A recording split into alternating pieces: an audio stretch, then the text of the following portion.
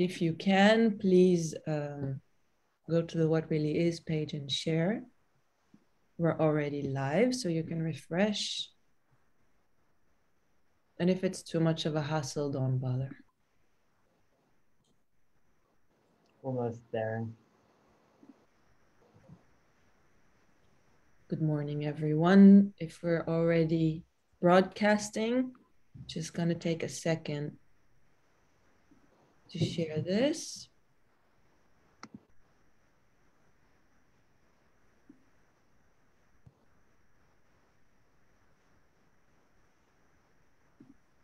All right. All right. I think I did it. Good.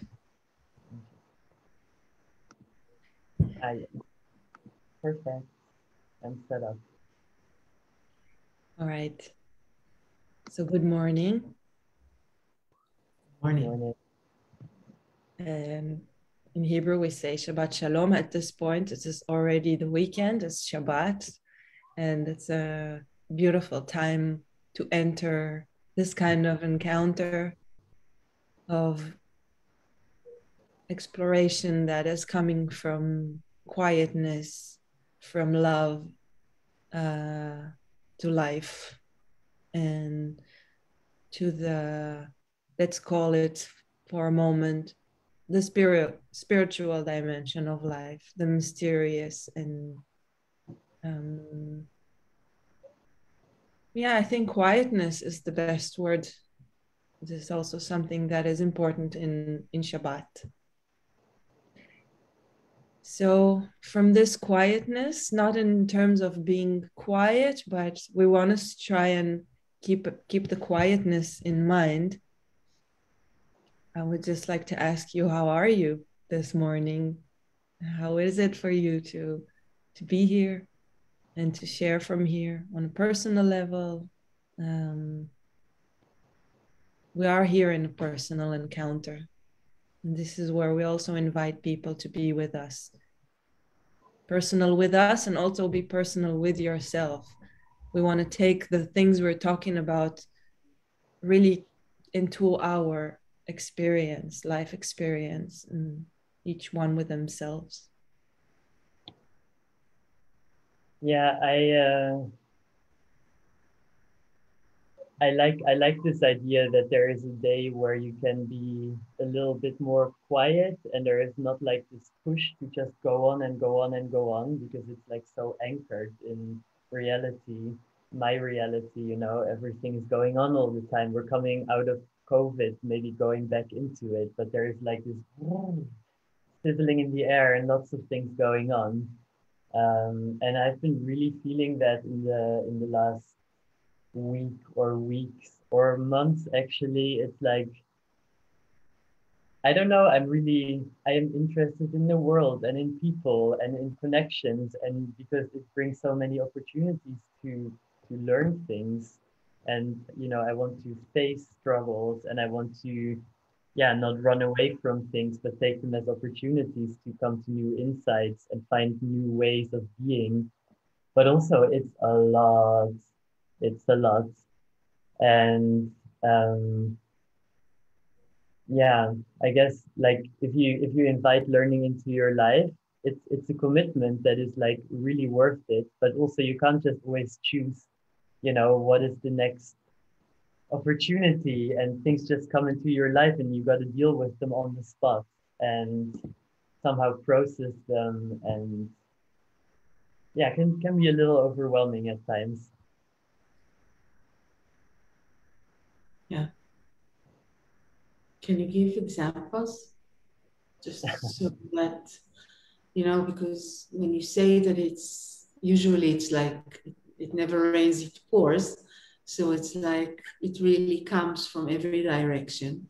And it also challenges, because learning is usually connected with the fact that the way we saw things or the way we are used to be is challenged.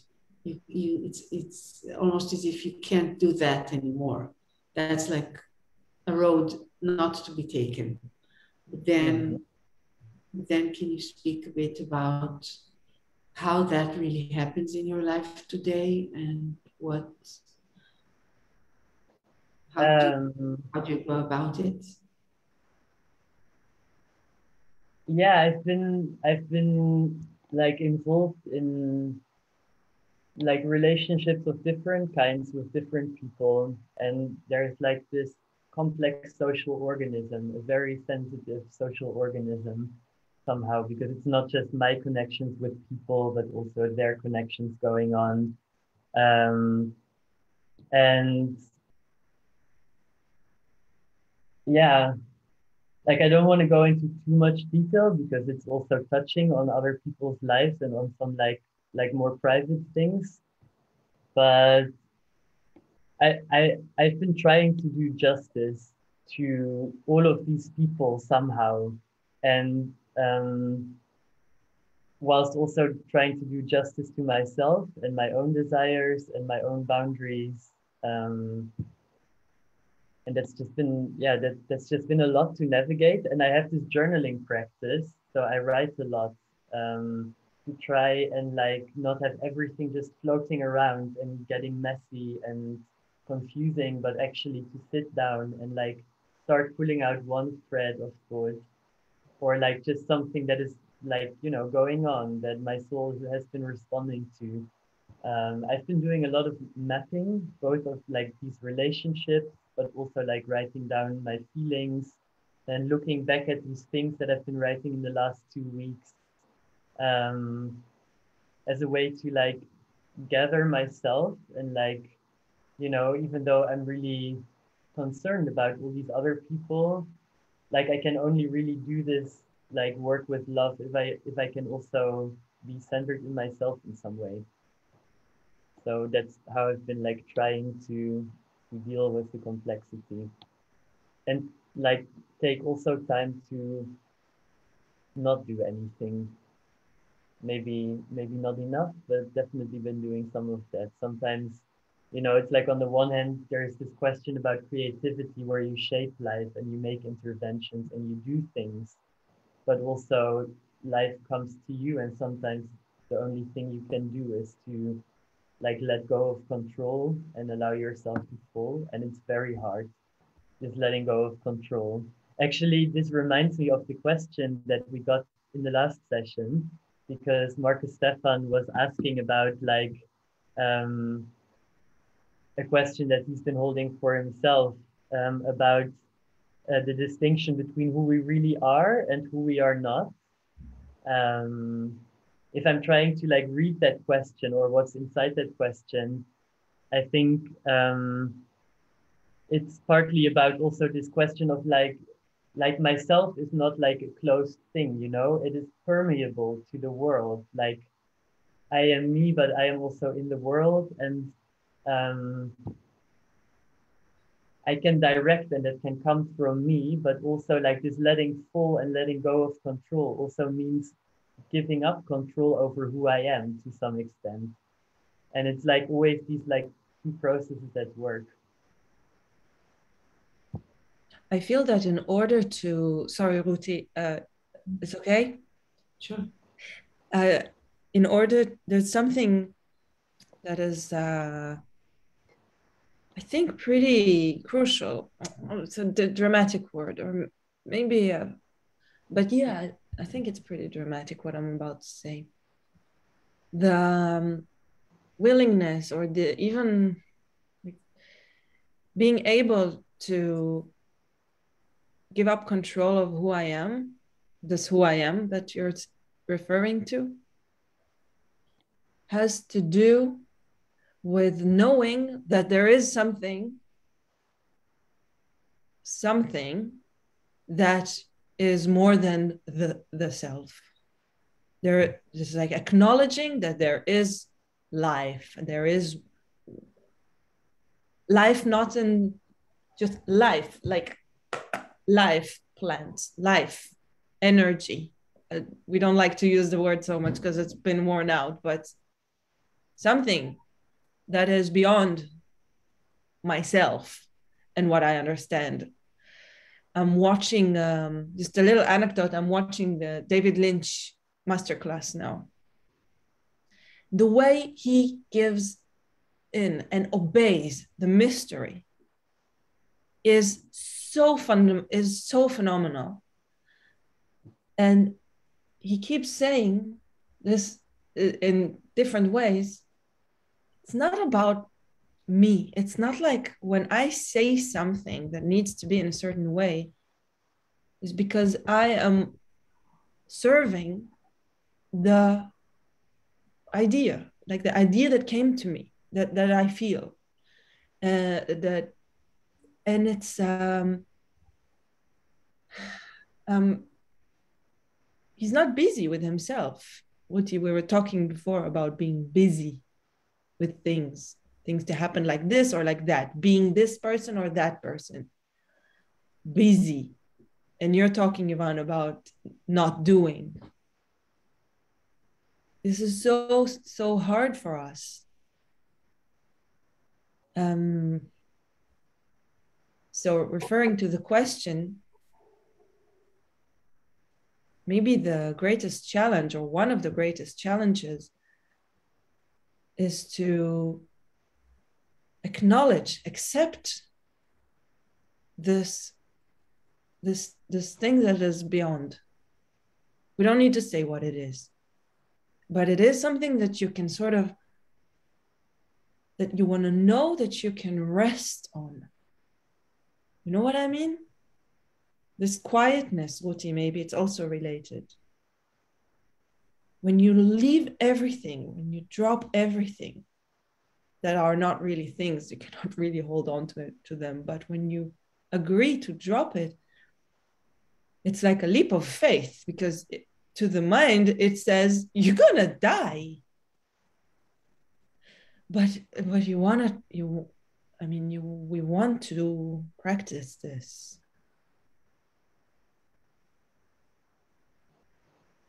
Yeah, it's not like when you give up control that you stop existing. Exactly. You know? Exactly. It's not because like you're not trying to control a situation, you're not trying to act, to be proactive, that you stop existing. Like life goes on, and we'll find ways of like filling things in. I think this is also where a lot of like distraction kind of can come in, because it's not so easy to allow that space to be, like whether it's the mind or like some part of myself like really wanting to hold on to something, like it's a really tough call. I wonder why it's so tough, because I also know this feeling when you can actually rest in yourself. I had this in the last lockdown, the first lockdown actually in March in Germany, and I spent so much time by myself. Never really done that before. And I felt so out of control. And like the moments when that would almost like drive me crazy, I would like maybe go to the bathroom, but wash my hands, look in the mirror and be like, okay, this is me, this is my anchor, like whatever that is, like I'm here. Yeah. You know that in his book, A Long Walk to Freedom, Nelson Mandela writes, he was in jail, he was in prison for 27 years on the whole. It's a lot of time being in jail. And he says that there was this time when he was put alone in a cell, in a small cell, and it was days.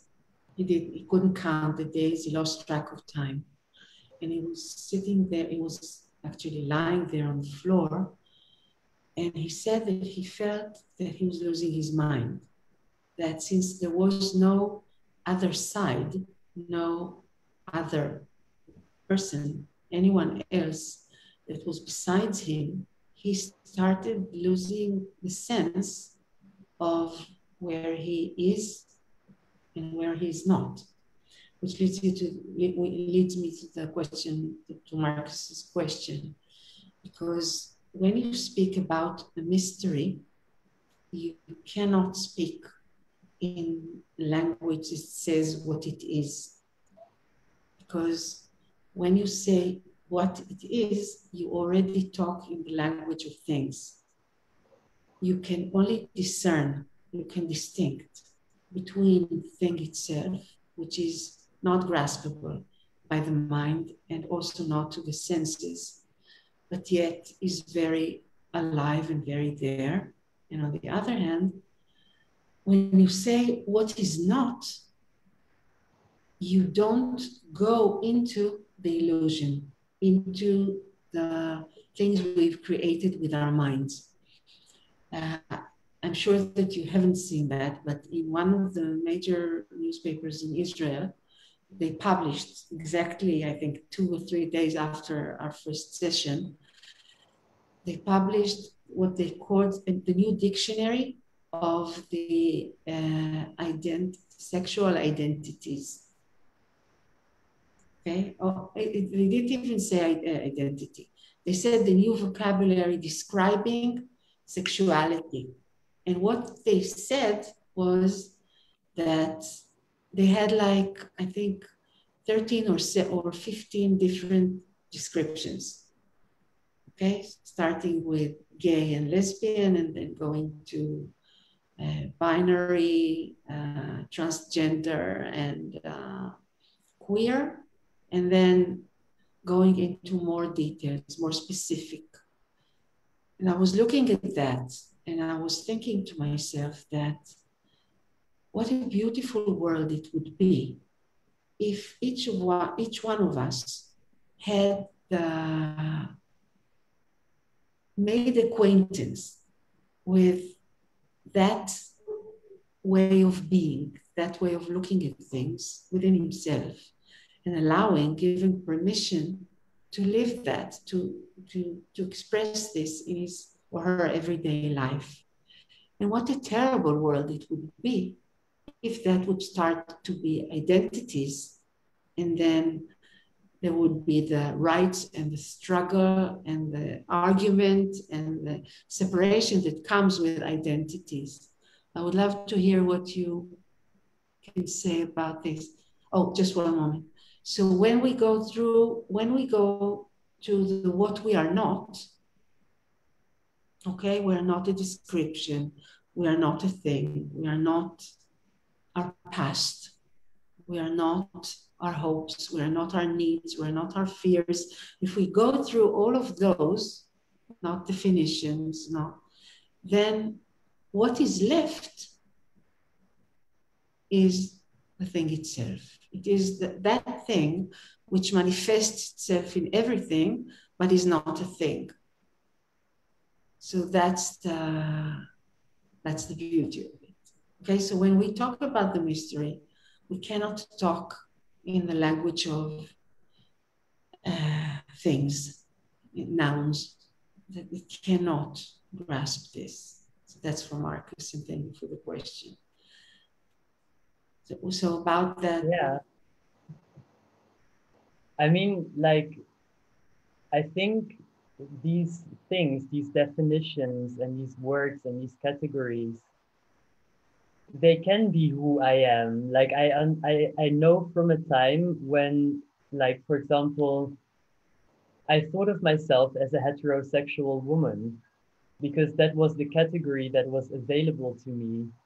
And there wasn't anything else out there that either like allowed me to consider whether that is a fixed identity or not. It was just kind of assumed. And well, I was kind of going along with that, even though I was like, oh, so like if you're gay or if you're lesbian or if you're trans, like clearly this is something that you know, that is really clear to you. And if it's not really clear to you, then you're probably not. And so for me, that was a reality. This category was a reality for many, many years. And it was only, so that was what I was. But I also know when I look back, I can say now, okay, what I am now is kind of like based on all my experiences so far. But I'm not going to project from there into the future, because I had this realization at some point that gender is not a thing that is necessarily fixed. Like, it's a very complex matrix of all kinds of things that have to do with like where you grow up, like what are the people around you, what kind of examples do you have, what are you taught in school, like what is suggested to you by your friends and by society and the media, and all of these factors contribute to me being able to perceive my own possibilities. And yet, when I look from before I was having relationships, I see that I didn't have those categories yet so much attached to myself. And that is a place that I sort of like had to fight my way back towards, is freeing myself from this category, because I realized at some point, like I do not identify with this category woman as such. Like I started to unpack what that meant, and it was so many different things, and it was actually quite confusing, like exactly as the category man or masculinity or femininity. Like what do we actually mean by these things? And is there anything in all of that that I feel like is me? Maybe not as fixed, at least as I thought it was. And then, so that is like gender. And then the other thing is like sexual orientation, where I also realized at some point, like actually these divisions that I've been making, where I was like, oh yeah, I am into men. Like as soon as like the gender categories started to lose something of their monolithic quality, slowly after that also came this realization that for me at least it's the same with sexual orientation. I was kind of unpacking like, okay, like this attraction that I'm having towards people, is it really tied to gender actually? And then I realized like, no, actually it's not. And that was very liberating, but like these it was a lot of work to get there. Work, you mean? You mean what? Work like in the sense of like I walk around with all these voices, of what people have been telling me. And among all those voices, I need to somehow find the love for myself to take my own experience seriously and really look at the experience and not try to fit the experience already into what I am supposed to be or what people tell me who I am. I need to be able to recognize that as something that other people are saying. But if it doesn't match my experience, like I want to be honest with myself. I want to try to be honest. And that is hard because obviously there's always these kind of like dark spots, like these patches where it's not possible to see very clearly. Maybe this is also where language can be really helpful. And when you were talking about these things that were like in the newspaper, like this new dictionary of sexual orientation and gender identity,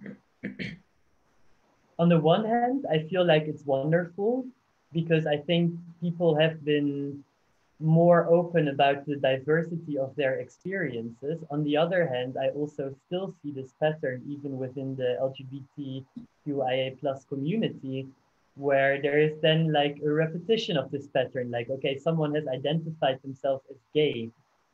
Gay is as much like a cultural thing, like a sense of belonging to a community with certain ways. And that can become a hardened thing too. That can become something fixed too. And then it's not necessarily more free. Although there is a difference because like, as opposed to being like maybe a cisgender heterosexual person, you don't really get to this point so easily where you start to question yourself. So I think, okay, if you've identified yourself as something else, at least you already have a sense that there is like differentiation from the norm. You can feel what normativity is like. It has touched you in your life and it has maybe tried to erase parts of yourself or suppress parts of yourself. But still, like the pattern repeats itself where also people are like, this is me. I am a bisexual trans man. And then that is like, that becomes this thing, that then needs to be defended against. And then you get all these heated debates within the community even. Yeah, I think it really touches the question from before that you asked, why is it so hard for us to to let go of this, of this identity. I think that was right, Ivan. It was, and I think it's very much related to the concept of belonging. We have the fear that if we won't have an identity, we won't belong to something or someone or some community, and then we will be left alone. And again, this alone equals to the mind not being. Like you said, you don't stop existing once you're not in control, but that sits on the same fear, I think. And if you that so I would say that maybe this is a big part of our inner resistance to let go. And if it's okay with you, I want to take a little turn and to share some question that came this week, and it also takes us to the topic of choice making from here. Two friends told me in different conversations that they want to learn how to have casual sex. They want to be okay with casual sex. So first of all, I'd like to hear your intuitive comment on the term casual sex. And I think it's a good gate to go through in terms of choice making, because I'm not sure if they made a choice to try and be okay with casual sex. You know what I mean? If it was just like a conscious choice, or if it's something that is in this realm of learning, like transforming the realm of gender, of sexuality, of learning that, as we said, it can come from a place of fear and need to protect, but it can also come from a very loving and curious and, let's say, genuine flow of evolution, of human evolution and personal self-evolution. Yeah, that's what I'm putting on the table. Ruthie, do you first want to say something? I think that, first of all, if there comes a question like that or a wish like that, I would ask the person who says this, why does he want this? What does he believe that would become possible in his life or her life if they can, and if they have a casual sex? And also, what do they really mean? Do they mean no attachment? They mean that doesn't have to be in a frame of a relationship? Do they mean that there's no expectations from anyone? Do they mean that they just do that without even feeling? What do they wish to do, and what do they think that will come out of that? But more importantly, for me today in my life, is that since we cannot know what the river brings us until we plunge in, these questions many times are being asked from from outside, from sitting on the bank of the river. And that is a talk from the mind. It's built of thoughts. It's built of desires that come from the thought of in order to, or what will I have if I do that? Yeah, that's what you're asking. What do you think will become possible, or what do you think it will? That's one thing. Yeah. The other thing is you may try, because the learning really becomes possible only when you really plunge into a situation. Okay? It doesn't mean that you have casual sex, but it means that you may And also you may be really there in this place of really being okay with that. With Okay. whatever it will bring Yeah. to your life, because you might discover, you might feel very, very sad afterwards. And you want to know that that's okay, because that's what is happening. And you wanted to experience this. You wanted to learn. Right. But that's where many times people don't do things for that. That's why when Ivan started saying that he wants to study or to learn, then it pours. It's because that's the way it works. Because once I let something crack and I'm not holding on to something, then it pours. And if I allow myself to go through that, then actually I can really see whatever I could not see before. So I'm going to try to relate not from the river bank, but from within the river. I love that you introduced that image because I think it's very helpful. And I definitely have a way of approaching it from the river bank, but like, from the river perspective, it is rarely that I stand back and I consider in a situation, do I want to have casual sex with a person? No, what happens is like I meet a person and every person to me is like another world, you know? And I'm kind of interested in every person because there's always something to be interested in a person, you know, even if their lives are very different from me. And sometimes for some unexplainable reason, there is this kind of physical attraction. And even though I was living in a monogamous relationship for 11 years, both before that and during that and after that, I have felt this sense of attraction to other people too, where I was like, oh, I feel like I have this capacity in myself. I could follow up on this without this harming my other relationship that is connected with care and commitment. Yes. And well, now I'm in a situation where I have relationships with people. For me, the most important thing in any beginning, because it's also about beginnings, you know, you get to know a person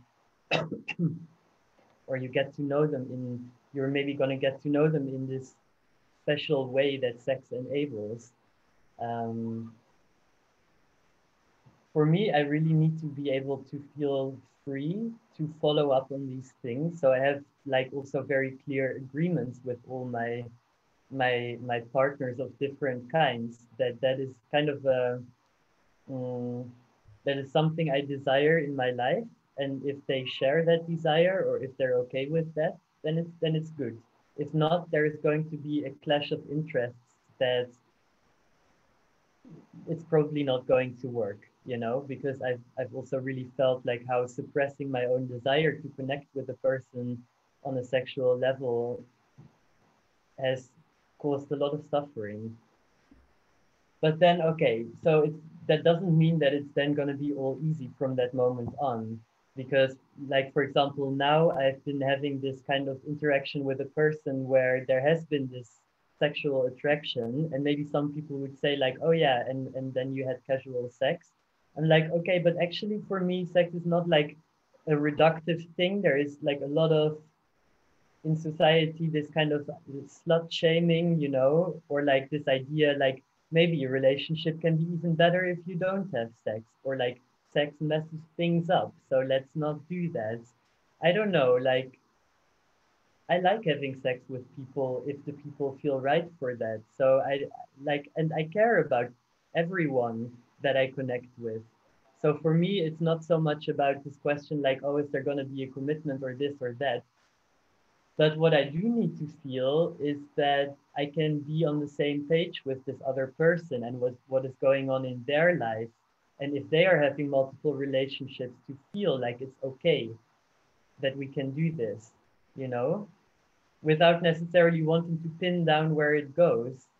And with the risk that I open my heart to someone and then maybe something happens and we can't carry on this way and it hurts.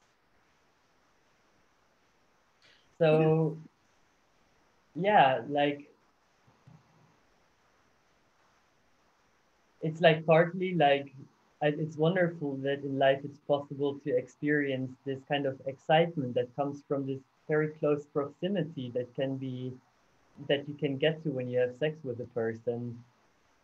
But there is also like, you know, when I open myself, there is also this risk of pain and of suffering, and it's not something that can necessarily be controlled. However, it's like it's different with every person, because I've also had sex with people that I didn't end up in more long-term established relationships, or maybe we just kept on being friends and it was like nice for a night, and that was fine too. But yeah, in the situation that I'm now with this person, there is another person involved who is very scared of casual sex. And they're like, I can see that this person has insecurities that are triggered by knowing that their partner is having sex with me. Or like, yeah. So if I was a person who didn't care, I could be like, okay, well, that's not my responsibility. You know, it's like this person's responsibility who is making the choices of what they want to do. But then if their choices are not clear, and if they're saying one thing to one person and one thing to another person, if they can't even like stand with what they really desire themselves, then it becomes really complex, and this potential for pain and hurting increases. So yeah, I don't know. I feel like at least like this attempt to try and be honest with oneself, and also like check in and know where one is standing. So you don't have anything to hide, or you're not trying to like please everyone or avoid conflict. That yeah. And yet I want to go on having sex with this person because there is this unexplicable attraction that is there between the two of us, and it doesn't make sense.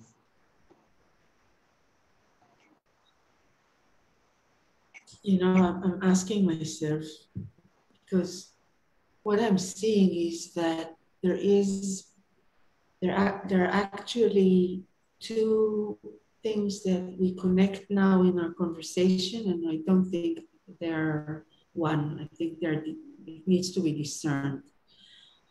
There is the casual sex, and there is also the making love. Okay, I'm sorry, it's not only casual sex. There is sex and there is making love.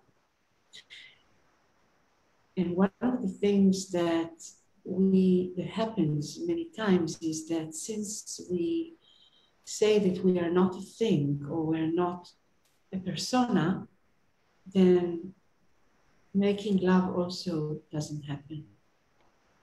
What happens is that I come to satisfy my desires, my curiosity, my needs. But actually, this dimension of a connection, which is really very mysterious, and that allows myself to reveal myself to myself through this connection. Even if I don't understand how, or even if I reach dead ends, or even if I'm desperate, or I feel despair, and in the sense of there are only dead ends. This doesn't go wherever I wanted to, or wherever I think it is significant to get to. And that kind of a relationship calls for something that is willing to really be there. And when it looks as if it ends, still be there.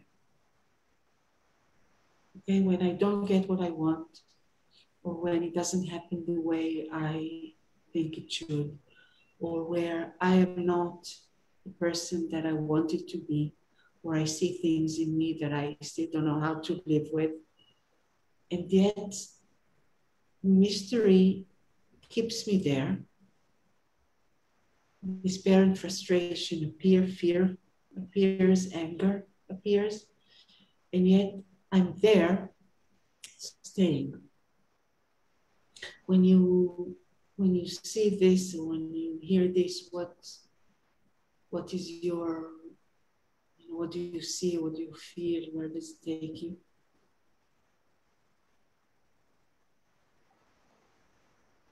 This is, for me, what you're describing. This is how I feel like I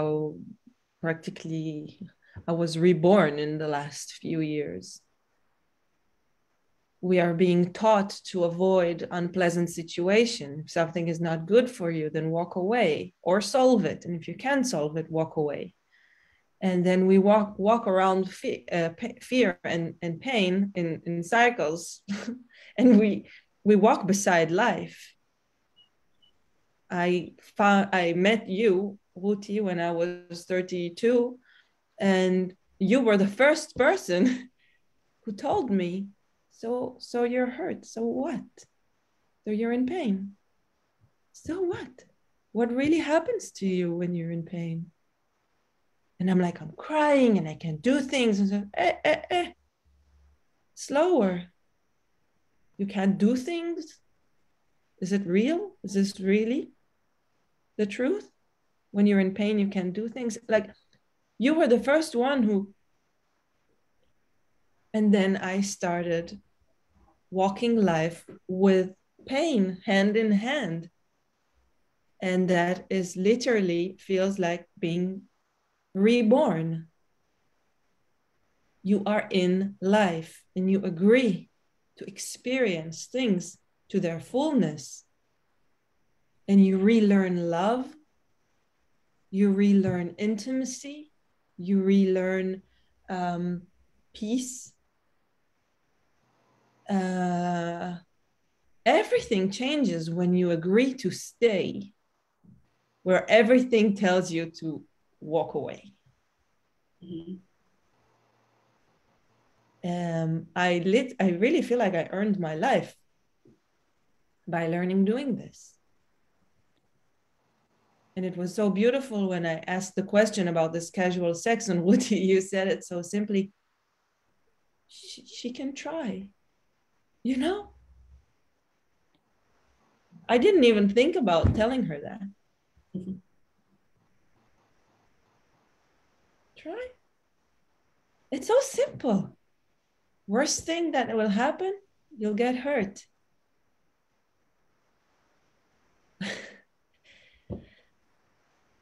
So that's my take on what you're saying. Mm. It's maybe the most important thing that nobody teaches us. There was one other thing that I was thinking about, because like fear and insecurities are these things that are very interconnected, you know, the sense that we might lose something. Can you speak a bit louder, Ivan? I think you're a bit or like, yeah, this fear that you might get hurt or that you might lose something. Like if your partner wants to have casual sex with other people, like people experience sometimes jealousy, or they are afraid that they're going to lose their partner or something like that. But there is also this term compersion, and compersion is a term that I think has emerged from the polyamorous community. And it's this feeling that you're happy when your partner has a connection, even an intimate connection with another person. You can be happy for them, you know, and they come back home to you at some point and you can share in their happiness. And I've had this experience a lot, actually. But what happens when they don't come home? I've never had someone not coming home. But imagine that. But then I think if they are happier with another person for whatever reason, or if the path that they started walking on with this other person, if that is meaningful to them in their life, that might hurt for me. But also, when I start a relationship with someone, I know we're both going to change. I know there is going to be desires and interests coming up. And the last thing that I want is to pin someone down on a version of themselves that I like.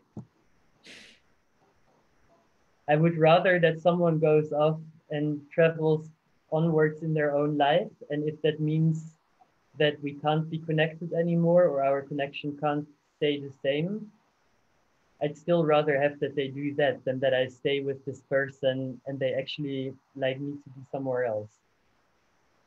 Okay, but I want to ask you something. Does that not leave you, each one of us, in a situation where the farthest that a relationship can go is what our needs and fears allow us to see and to do? Okay, then you say, well, but he wants to. He desires that person. So what can I do? If I love him, I want to allow or even to be happy with the fact that he goes there. But actually, I'm inquiring with you, okay? It's like, then what? I've been coaching many couples on that. And there are very few who really can go through that road without ending up hurt and separated, okay? Or never getting attached, really. But just coming together for as long as their needs and their fears can comply or can bear, and then they draw apart. And then again, and then they draw apart. But what I was saying before is that there is a whole different dimension of love and also of sexuality, which is never being reached if we keep on just living in that very, very narrow path of desires and fears. Because we are not our desires and our fears. We have them, we can enjoy them, we can inquire through them, but we are not them. These are just, I know, expressions of us, manifestations of us for a while. So what about, where is this place of really going through who I thought I was, thanks to the other person, exactly by staying there when they reach or when we reach or when I reach the end of my road. Okay, and there's frustration and fear, and I don't see anything ahead. Then what happens? And even I can say, don't go. Like, don't go and do that. Don't follow this call to be this person now. For me, desires and fears, as much as I agree that they don't define you, I do think they're forces, they're like life forces in a way. This is where my energy takes me. Like, if something speaks to me, if something pulls me, I want to follow these things. And I don't think there's anything wrong with that. Actually, it's like by doing so, I've been finding my way closer to things. And actually, it hasn't really led me away from anyone or from any relationship. And also, it hasn't made me evade difficulties or avoid this kind of Auseinandersetzung, you say in German, this kind of like grappling with existing relationships and trying to grow within those. I think they're not mutually exclusive. I can see that maybe for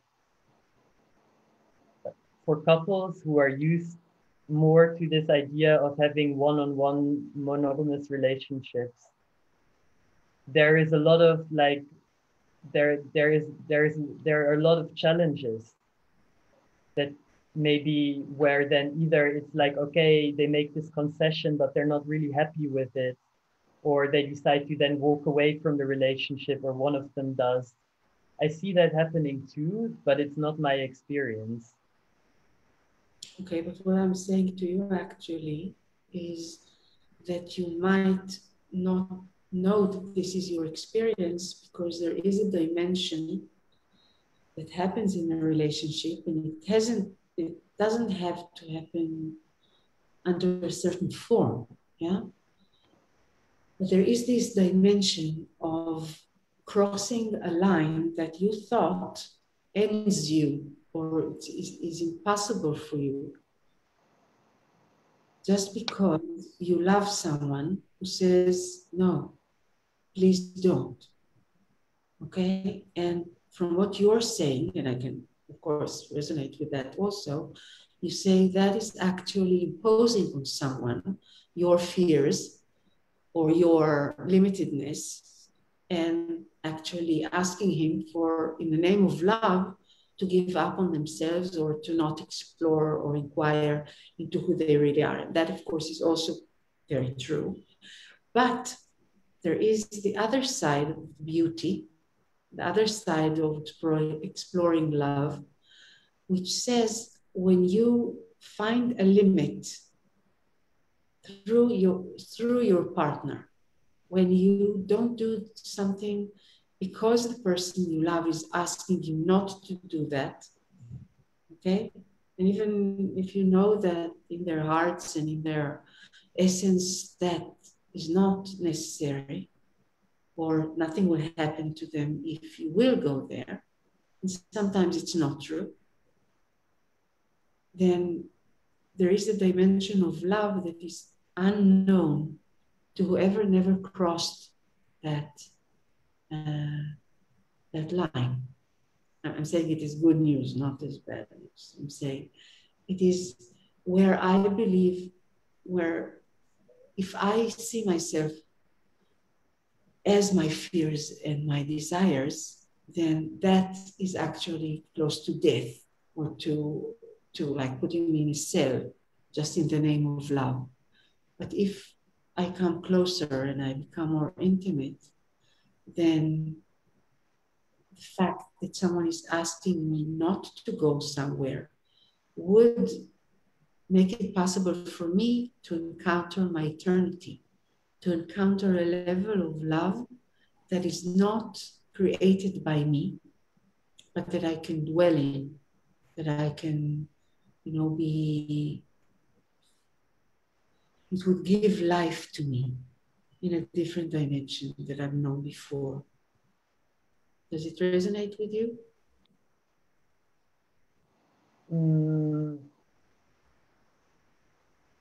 I, from my personal experience, like I think, yeah, we're always in a place where I'm I've been finding myself in places where I've been in this situation where my partner has asked me to not have sexual connections with another person. Like, thank heavens I'm not there anymore, because actually it made me suppress a lot of parts of myself, and it narrowed down my world greatly. Um, but in that moment, I mean, obviously there is like many things you can share with a person, and I was appreciating a lot of things about what we were sharing, and also I was like, I don't really want to give this up just because I want to follow this desire. Like, for a long time, the choice I made was to stay in the relationship and like make this concession, but it really was a concession, and it felt like a concession throughout. And at some point, I realized I can't do it anymore. Yeah. But And it that's was, exactly what I'm and talking about. That yeah, and point. actually, like, the interesting thing is, like, that was really difficult because this had been an 11-year relationship, and I was like, I'm really sad to make this decision, but I can't but like end this relationship now. And then there was some time where we each went our own way, a couple of months, 6 months. And then we started approaching each other again and developing a new kind of relationship. So actually, like all this shared experience that we had that was so valuable to both of us has not been wasted. And also, I don't regret any of the choices I have been making at any point. Yeah. But there was like, he couldn't like make this step in within the relationship to be like, okay, I'm open to learn and I'm open to try this. And I was at a point where I was like, I cannot wait any longer. And after we broke up, I think also for this other person, like they went through a whole process of like asking a lot of questions and like, you know, suffering to some extent, but also emerging on the other side with a more, with a less narrowed and fixed sense of who they are themselves and what relationships are supposed to be like. And we have a wonderful connection now. Yeah. So this is when I say, like, I believe, like, for me, the basic principle of like every love relationship, and I love people very quickly, is that I do want them to be like, to be able to become what they need to be, you know. And sometimes relationships are just not like, it's the type of relationship is not the right form, and maybe we just need to find another appropriate form. And I think it is really wonderful that it's possible to use one's imagination to like go beyond these fixed ideas that are connected with so many insecurities and jump in and try and realize. And I keep on realizing how much more is possible than I thought was possible. How much more of what is possible? How many more types of relationships are possible?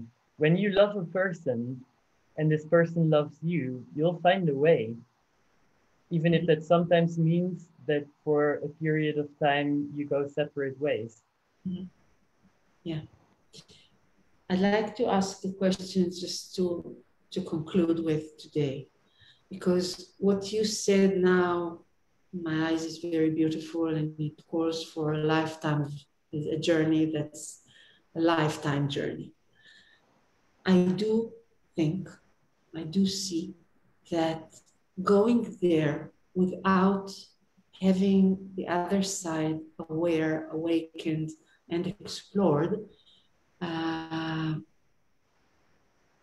is a pity. I would say that for now, like that. And the other side is this question that I think it would be beautiful if we can come back to in our next session. The question of what if it's not a concession?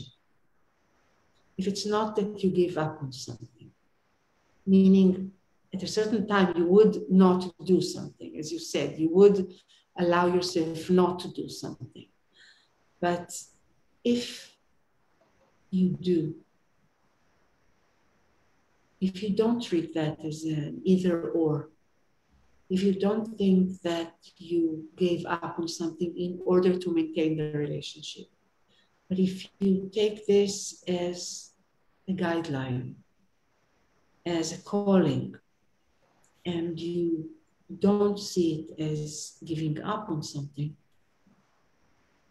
but exploring your infinity through that, through not being able to go to that path as a complementary, okay, not instead of what you said, knowing this, exploring this in life, but at a certain moment, you might feel it within yourself, or you might hear it from someone else that is asking you to not do something or not go to a certain direction for any reason.